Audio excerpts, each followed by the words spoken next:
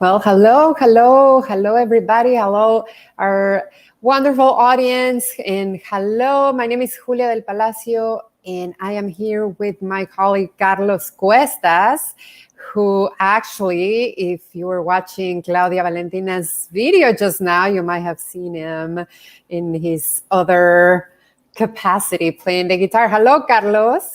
Hi, Julia. Hello to everyone watching. It was a fantastically fun experience. I've never done that kind of recording for sort of online content. So that was really great. But obviously, the start of the night, Claudia Valentina, what a show! It was fantastic, so beautiful, so many layers, and I'm sure our audience is going to have a lot of questions and a lot of comments. So let's bring Claudia Valentina and Felipe Fournier into the studio. Hello. Hi. Hello, guys. Hi, Claudia. Hi, Felipe. How are you feeling? I'm still shaking from the nerves. It was so much fun, though. It was amazing to watch. Yes, it's such a beautiful, beautiful, beautiful show. Really, I mean, I was watching the comments online and everything. Everybody was like, "Oh my God, goosebumps! Oh my God, I'm crying! Oh my God!" So I think you got to people's hearts for sure. So congratulations! It's beautiful, beautifully done. So we're gonna get our questions from the audience, and I'm sure they're gonna be a lot of them and comments as well. But why don't you start by telling us, where are you from? What's your background? Do you grow up in New York City? Tell us about you, Claudia, and then you, Felipe. Okay. Well, I was actually made in Mexico. I was made in Mexico by my parents. They were living in La Paz, Baja California Sur. And my mom actually wanted me to be born here in the States. So they flew over to Los Angeles, and that's where I was born. I think we went back to Mexico for a few months, but then we came to New York, and I grew up here. I grew up in Queens. I'm a Queens girl. All right, go Queens. How about you, Felipe? Hey, I am originally from Costa Rica, San Jose, Costa Rica. I come from a family of musicians. My father is a musician in Costa Rica. My grandfather, my great-grandfather as well. And yes, I've been surrounded by music all my life. Then I had the opportunity to study jazz and Caribbean music in Conservatory of Music in Puerto Rico. And then I moved to Mexico. I met the amazing culture, music in Mexico, living in Jalapa, Veracruz. I met my wife in there in Mexico. And then I moved here 7 years ago. All right, so you're practically a Mexican at this point. Yeah. And I know something similar has happened to Carlos. I'm an honorary Mexican. Well, Puerto Ricans say the same thing to me. Oh, okay. Yeah, So we have to. We're going to be fighting them for. Yeah, I am. You're kind of like Luis Miguel. People say, like, "Oh no, he's from Mexico." Wow, that's very impressive. Yeah, we have Bruce Marco from Facebook who said, "Saludo, bravo, Claudia y Felipe." Y Bruce. Y besos. Hi, Bruce. Thank you so much. And Pascale Haspel on YouTube is saying, "Pura vida." All right. Yeah. Nice. Yeah. So, Claudia, it would be nice if you could tell us a little bit about your musical career. Like, did you always want to be a singer? Like, did you know that from the beginning, or is this something that you approached sort of like as you were getting older? Like, what's your musical background in that sense? Well, I come from a musical family. Aside from my uncle, having been a reggae musician, my mother was a classical pianist. My grandmother, on my mother's side, was also a violinist. My grandfather on my dad's side was a guitarist and singer, also boleros, traditional boleros, Mexican boleros. So I come from a musical family. I think I always knew I wanted to sing.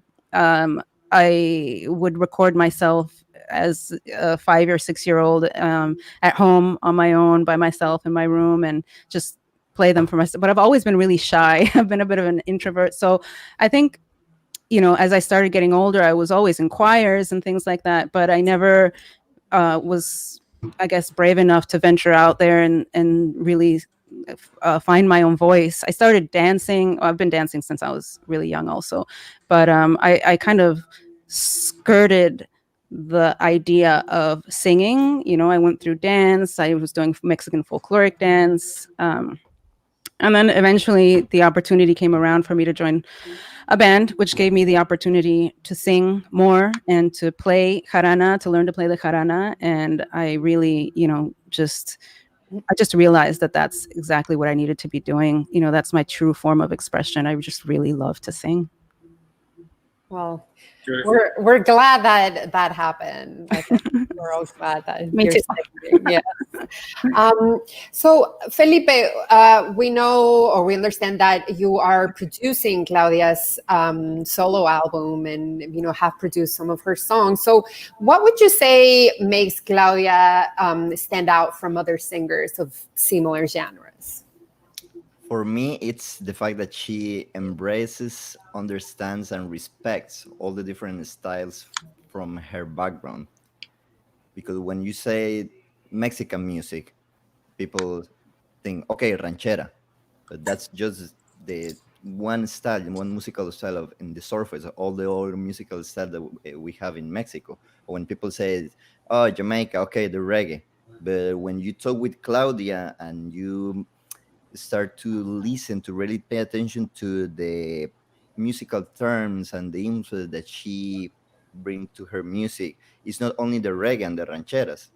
You talk with Claudia about Jamaican music, and she can talk with you about mento, about the calypso, about rocksteady, ska, and all those influences that she brings into her music. The same thing with Mexican music. You can talk with her about rancheras, mariachi, but also son jarocho, but also música guerrerense, also música banda. So all that different style that it's part of her background. She understands deeply that, and that it's when she brought that to the mix, it's an amazing combo, an amazing thing.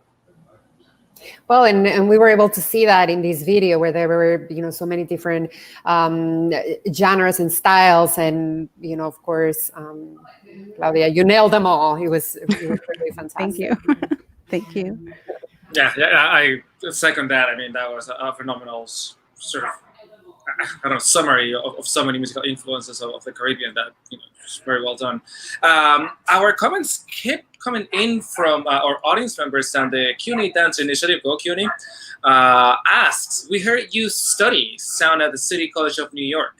How did you use that for this virtual concert? Wow, Stellar Music, thanks. Thank you. Yeah, shout out to Sonic Arts Center at City College, New York. All right. Life just took me in this direction, and I happened to apply to this program. I've always been really interested in the production side of things as well. And I discovered that City College of New York has a Sonic Arts degree program.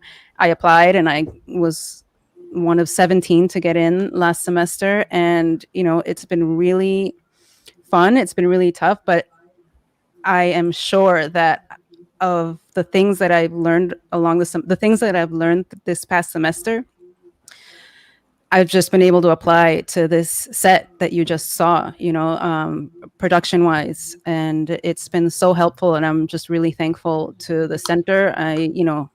For a while there, I was about to give up. It was so hard, but it's really proven to be a huge asset to my life. And I'm looking forward to the next semester that starts next week. Next week.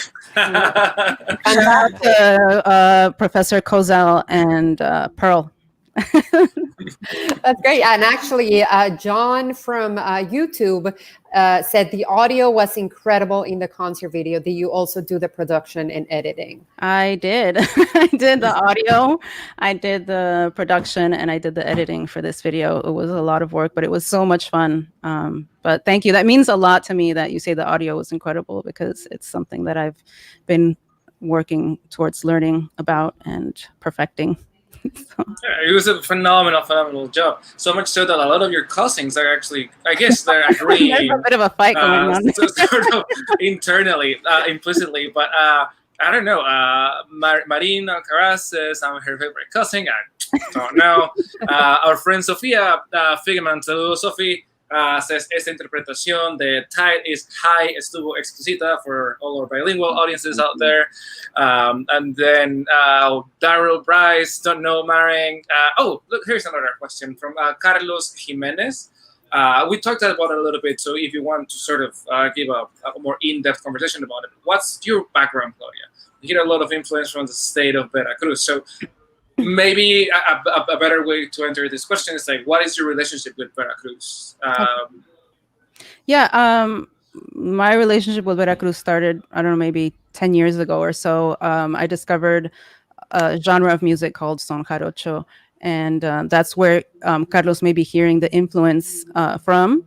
Although I didn't play any sones in particular this time, I did have traveled over the course of the past 10 years many times to the state of Veracruz. And, I just discovered son jarocho, which for those of you who don't know is a genre of music. And it's also just a way of life that is very community oriented. It brings people together. You play different string instruments and you gather around a large wooden platform called a tarima, which is kind of the heart of this gathering, this celebration that is called a fandango. And we just all sing together. I just found it to be something really compelling every time that I've been back. The fandango and what is son jarocho has been something very meaningful to me. And we've created our own community over the years here in New York as well. It's brought most of us together, and I honestly miss having fandangos. It would be great, after this whole pandemic situation subsides, for us to start getting together again and dance and sing. But yeah. Oh, absolutely. Yeah. I'm going to lobby at Kufferberg Center to have a massive fandango after all this is over, so that we can all get together and play music. And I mean, and just to say also that Julia, has been like one of the pioneers of son jarocho in New York, as well. And Carlos, also, you have been around just as long, performing and playing the requinto and leona and all these instruments. And, you've been an integral part of the son jarocho community growing here in New York.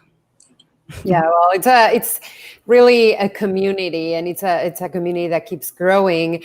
And speaking of which, we have a comment from Paula SK from the Jarocho community, actually, who's saying she's so talented and her passion comes through every single song. Thank you, Paula. She's actually in the next room. I told her to say that. Is that why your connection's slow? I'm kidding. It's not slow. It's not slow. We have a question from Elise Figa on Facebook saying, Felipe, what does it mean to produce for you? What goes into producing a concert, especially now virtually?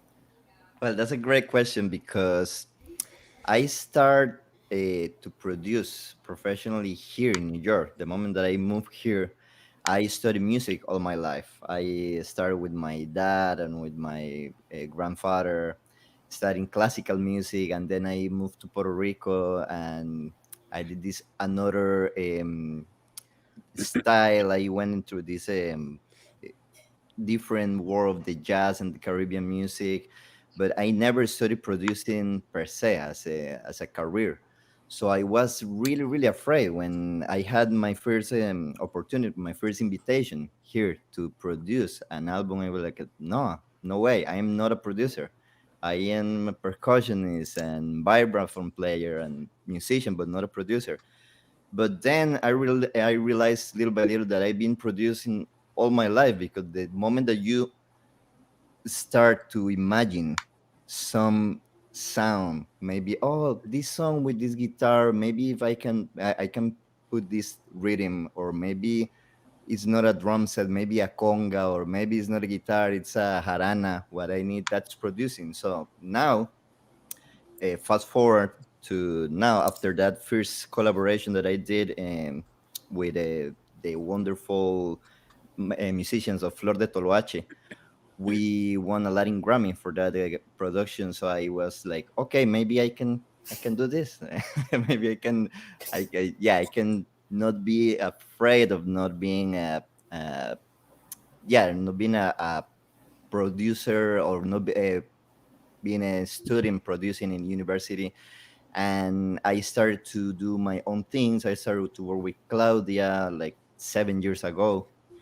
Now 7 years ago, I started to produce different things with my mambo band. And now in these times with the pandemic, it's a lot of work. I can tell to Elisa it's harder than than before, because you need to start from scratch, and you have to be really really clear and have all these people collaborating online. But then you have to be really really specific on when you need them to start and when you need them to finish. And now people need to record themselves as well in the house with house equipment or with video. So it's a lot of work, but it's worth it. It's worth it. But yeah, it's for me. It's harder than before. Yeah. But it sounded great.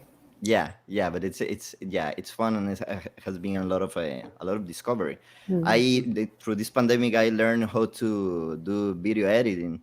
Haven't Video we all? editing, video editing and sound engineering, and a lot of different things. Gotta do what you gotta do, right? Yeah, and that's such a key sort of not only skill, but it helps us feel a little closer together. As isolating as this may be, we are still here. We're still talking about what we do as artists. To which Pascal Haspel asks from our YouTube audience, to the artists, what did you do, or how do you prepare differently to achieve chemistry, synergy, and convey emotion in a virtual environment? What was your greatest takeaway? That is a Artists. great question. I think the chemistry that we had, that we've always had, Carlos, Felipe, Dan, transcends, the physical, right? And I think that's why I think, especially that one that we collaborate, that's when we work, the four of us together in Paloma Negra, it felt so organic, even though we each recorded on different days at different times, probably in different moods, right? But like when it came together, it just sounded as if we had been performing together. And I think it comes from, having played together for a long time now, from knowing the songs, from knowing each other.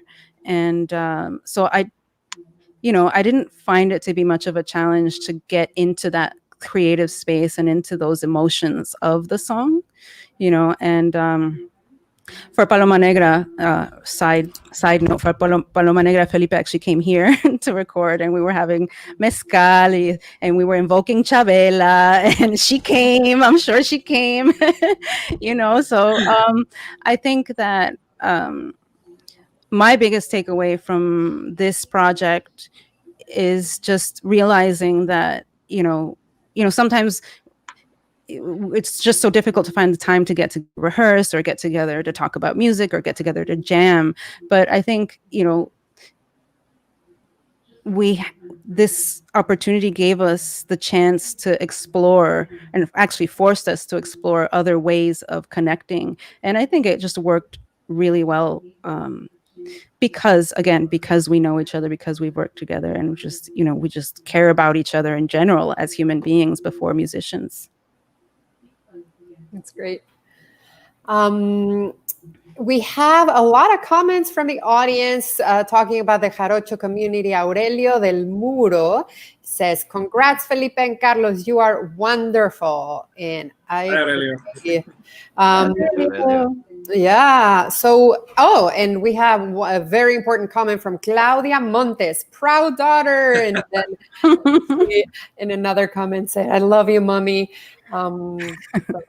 That's my girl. She's also in the next room. That mezcal is flowing hard right there. Yeah. A question. She's like, "Love you, mommy." It's like, no, I'm kidding. I don't love. We have another question from Marina Alcaraz. Claudia, what do you think comes out from the mix of your Jamaican and Mexican influences? Where do they complement each other, and where do they go apart?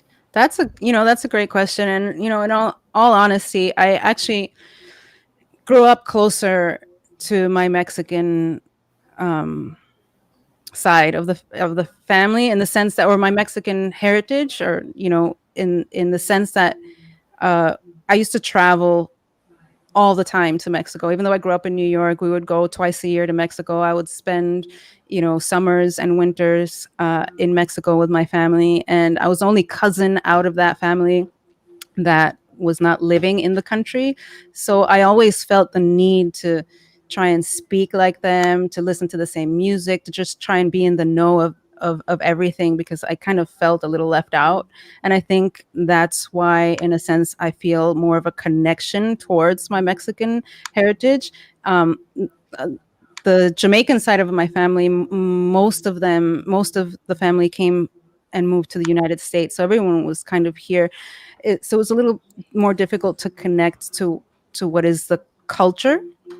And I've found myself learning more about it as an adult. And actually, Felipe has been a great help as well, because I didn't, know that there was an influx of Jamaican immigrants in Costa Rica, right? And I guess he can talk about that if you want. Like he's actually helped in bringing me a little closer to the music of Jamaica, right? I know of my uncles and his band, and of course I know all the reggae greats, and I've always loved that. But I'm still actually finding my way into that aspect of my heritage. Yeah, we can't wait for the rock steady and the ska. That's that's for sure, Felipe. That's coming. You're taking notes, right? Yeah, Exactly. that's Alright. coming. Yeah. Definitely. So we have one another question from our audience from Eunice Aparicio, Eunice! YouTube aspect of our audiences. It's the fusion between other genres into traditional rancheras. Was it a challenge? They sound flawless and beautiful. I am a fan. Aw. Smiley face. Well, she helps with that, right? Absolutely. Yeah. Felipe, you take that one. Yeah, but again, I think, in my opinion, Eunice is the best guitarron player in the world. The Yeah. first time that I listened with her rocking with that guitarron, I was like, "What? This is amazing!" But it's really interesting because she comes from a really strong mariachi tradition. So for her, she told me that for her was a challenge to try to play a different styles, or even try to play the guitarron in a non-traditional sense, playing only one string at a time, because the guitarron, you in the traditional technique, you have to play two strings at a time in octaves all the time. So when we were recording this album, I asked her to do some sounds, something that she was like, "No, that's not how you play the guitar wrong. No, that's wrong." I was like, "No, I mean, we are trying to explore here and there," and she was really open to do that, and her talent and her groove in that instrument, it's amazing. So I think that as long as you understand and respect the different styles, then you can come together and create that mix. But the key is that you need to understand and respect those styles. The same thing that I try to do every day with this music, because I'm not from Mexico.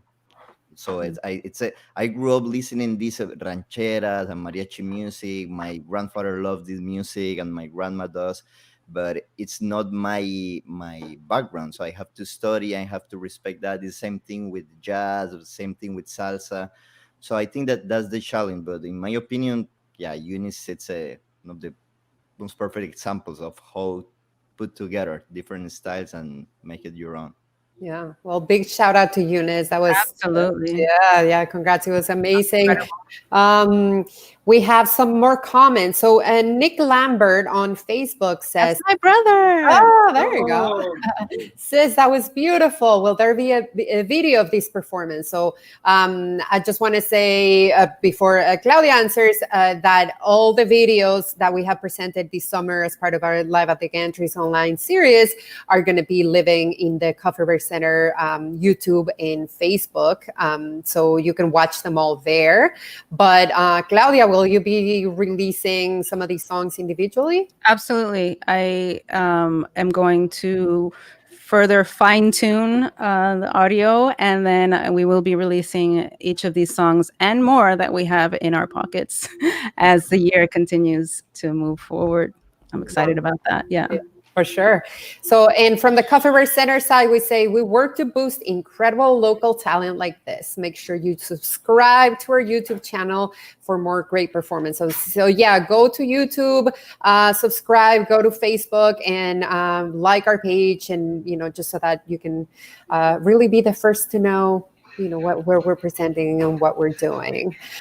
And Cantina Cumbancha, very own Cantina Cumbancha. Que viva Claudia Valentina, bravo. We have a special mezcal reserved for you on your next visit. Absolutely. Cantina Cumbancha has, everybody needs to, we need to head to Cantina Cumbancha for the after party, because they have the best cocktail de camarón and watermelon margaritas that I've ever had in my life.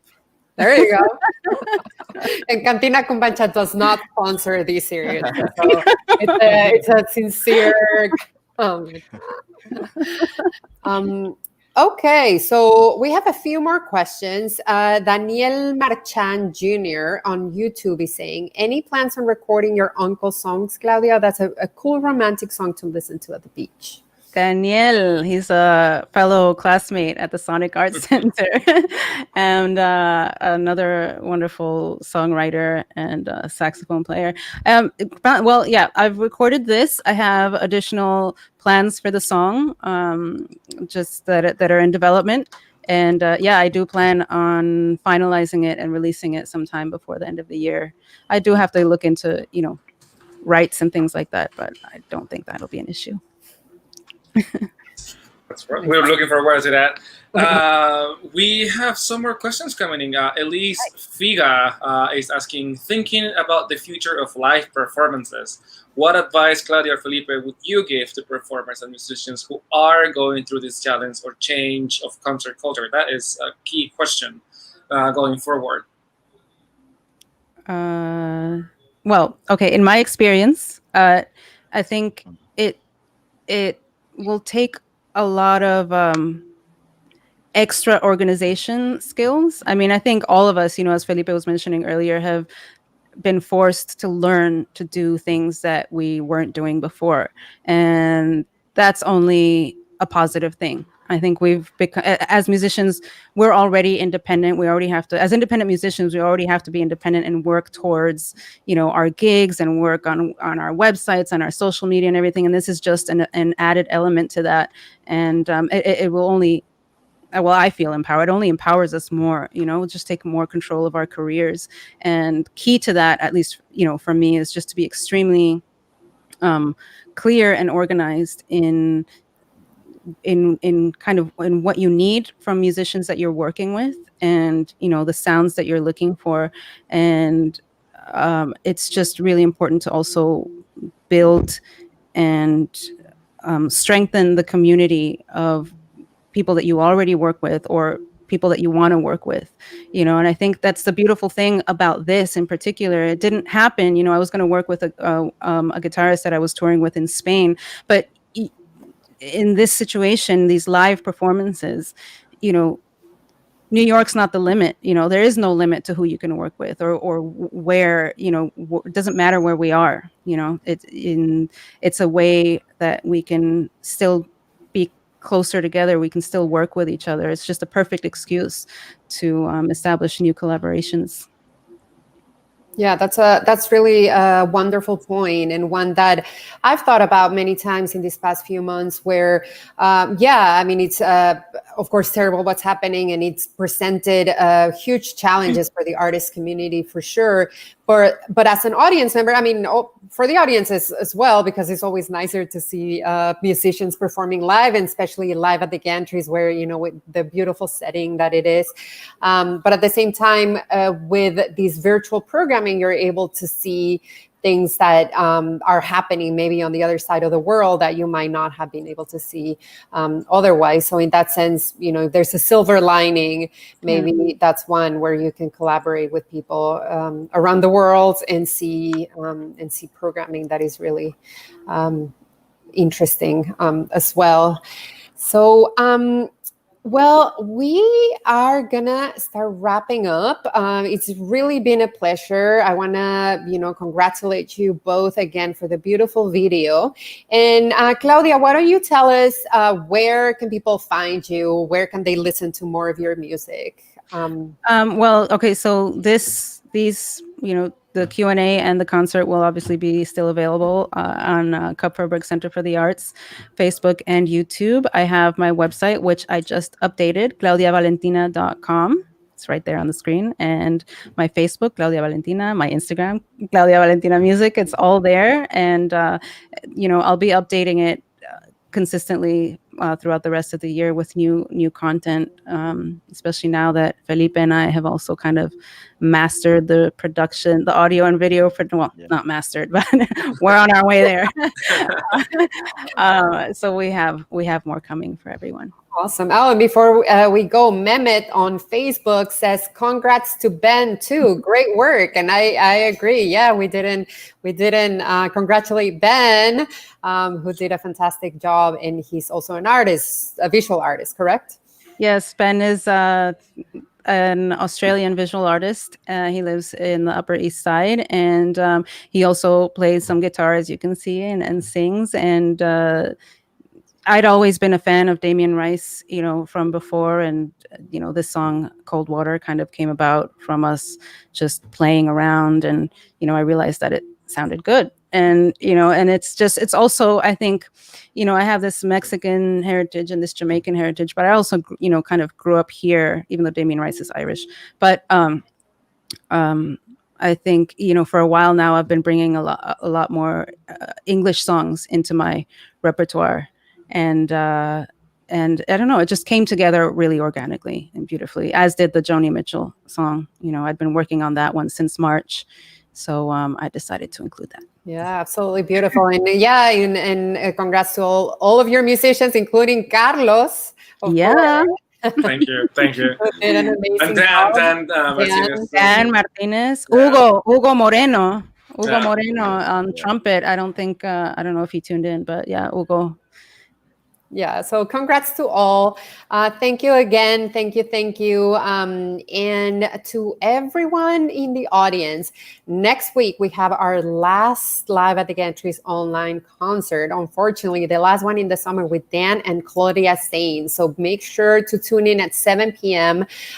We will be saying goodbye just briefly after that concert, because in the fall, we're going to come back with some other really exciting virtual programming. So make sure to subscribe to our newsletter, to our YouTube channel, and to our social media channels as well, Facebook and Instagram, to learn, be the first to know what's going on and what we will be presenting. www.kupferbergcenter.org.